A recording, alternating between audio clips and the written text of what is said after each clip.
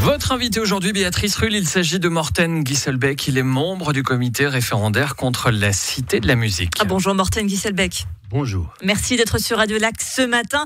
Alors les mauvaises nouvelles s'accumulent pour le monde de la culture avec cette pandémie. On pensait en avoir une bonne à Genève avec cette Cité de la musique, un ambitieux projet quartier des nations.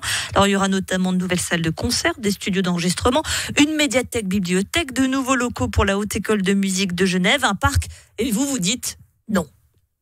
Nous disons non, oui, tout à fait. Nous disons non. Disons, comme ça a l'air formidable, ça a l'air d'être un cadeau. C'est pas un cadeau, c'est un cadeau empoisonné.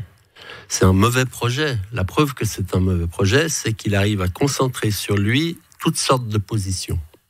Moi-même, je fais partie du Parti du Travail, et c'est en tant que tel que je fais partie de ce comité aussi. Mais il y a les défenseurs des arbres, les défenseurs du patrimoine, les gens contre le bétonnage généralisé de Genève.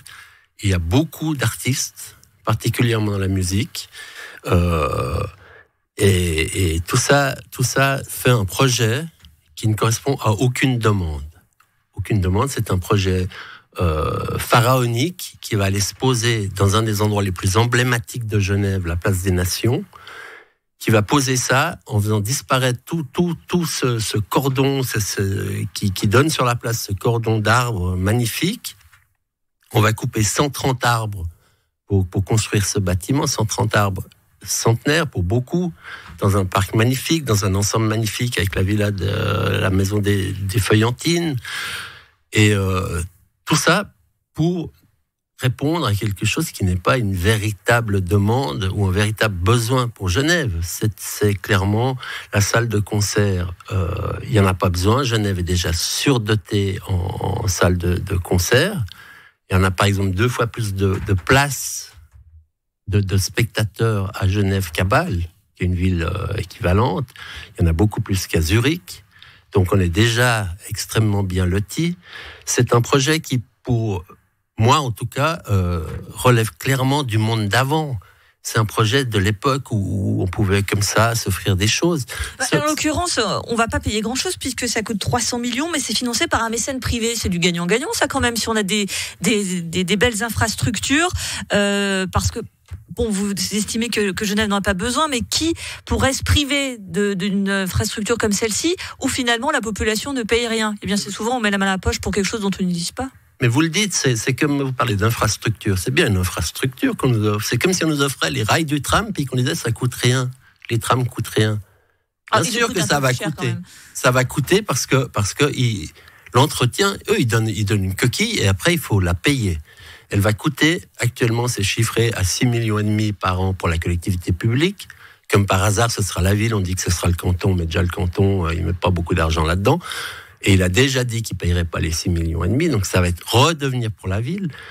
La ville, elle n'a pas les moyens actuellement, ni pour les futures années, d'augmenter le budget culturel. Il y a des autres besoins. D'abord, il y a moins d'impôts. La culture n'est pas un besoin ? La culture est un besoin, absolument, et c'est pour ça qu'il faut répondre. Mais il ne faut pas le répondre avec des choses inutiles, des objets qui ne servent à rien. Il faut répondre à la précarité des artistes actuels.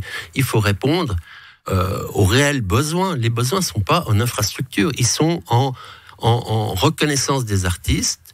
Ils sont là. Qu'est-ce que ça va faire ? Ça va prendre 6,5 millions sur le budget culturel actuel qui n'augmentera pas et qui va aller aux artistes les mieux dotés déjà de Genève. Donc l'OSR notamment.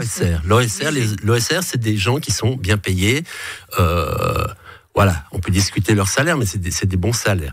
Donc, alors que Genève, une grande partie de la population est dans la précarité. Une grande partie des artistes, pas seulement dans la musique, est dans la précarité, dans le théâtre, dans plein d'autres choses. Les gens, ils vivent de petits boulots, ils sont pas reconnus. Voilà, c'est à ça qu'il faut répondre aujourd'hui. On a quand même l'impression, à travers ce référendum contre cette cité de la musique, d'entendre une petite musique, c'est le cas de le dire, qu'on avait déjà entendu en 2016 pour le musée d'art et d'histoire, où là aussi il y avait une grande coalition pour dire non, avec d'ailleurs comme conséquence que le MAH n'est toujours pas rénové, qu'il y a des problèmes quotidiens avec cela. Est-ce que c'est pas un peu la même histoire qui se déroule ? C'est-à-dire qu'on ne veut pas, à Genève, de philanthropes privés, clairement. Est-ce que c'est pas ça que vous venez du projet ? Si ces philanthropes avaient mis ce projet au pave, La moitié des opposants ne seraient pas là. Il y aurait Vous êtes sûr qu'il n'y en aurait pas qui diraient qu'il y a un problème avec les arbres ? Ah bah si, c'est déjà le cas. Non, au PAV, là, il n'y aurait pas beaucoup de problèmes avec les arbres. Non,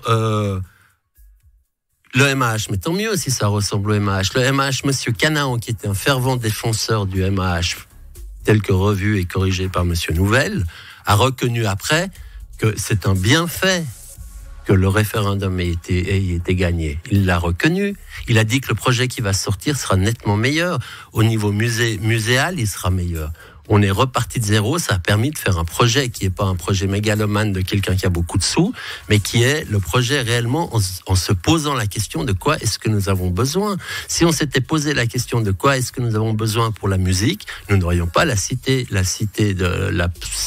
cité de la musique, parce que ça concerne deux ensembles, l'Orchestre de la Suisse romande et la Haute École de musique. Je ne dis pas que la Haute École de musique n'a pas des besoins, mais en tout cas, il n'y a aucune raison de répondre à ça dans un endroit où clairement, sur la place des Nations, ce qu'il faut, et le message aujourd'hui avec le réchauffement climatique, etc., tous les problèmes qu'on a, il est clair que ce magnifique parc, juste à côté, c'est un magnifique ambassadeur du monde biologique, des besoins qu'il y a aujourd'hui face au réchauffement climatique et qui rappelle ça aux gens qui vont bosser à l'ONU.